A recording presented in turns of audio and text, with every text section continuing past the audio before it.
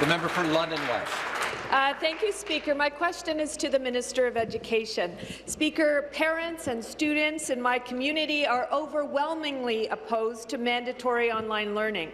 Lindsay, a London West parent, said, "Our young people are suffering from greater anxiety, depression and suicide rates than ever before. Why would we want them out of classes with supportive teachers and classmates?"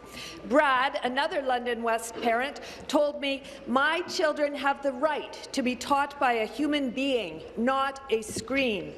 George, a grade 10 student in my riding, wrote to me that teachers are required for our learning. "I can't count the number of times I've looked to a teacher for help." Speaker, will the government listen to parents and students and withdraw its plan to fire teachers and force e-learning? Minister of Education.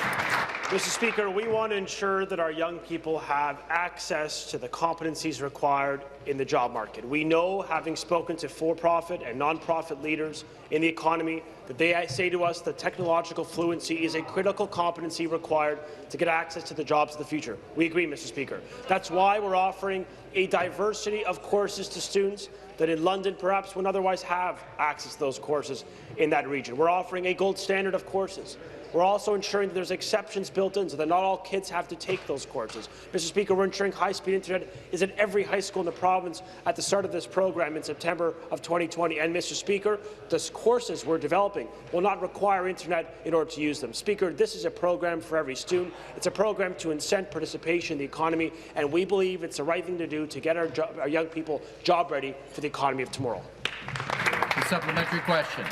Speaker, one of the many things that this minister fails to recognize about its ill-advised mandatory e-learning plan is that it is fundamentally unfair to students whose families cannot afford high-speed internet at home. This is from an email from Luke Blank, a 29-year-old London West resident. He said, quote, "Growing up poor meant that I didn't have internet access and didn't even have a home computer until I got a job to pay for it myself. If I were faced with mandatory e-learning, it's almost guaranteed I would have flunked." Speaker, why is this government plowing ahead with a plan that will marginalize and further disadvantage low-income students?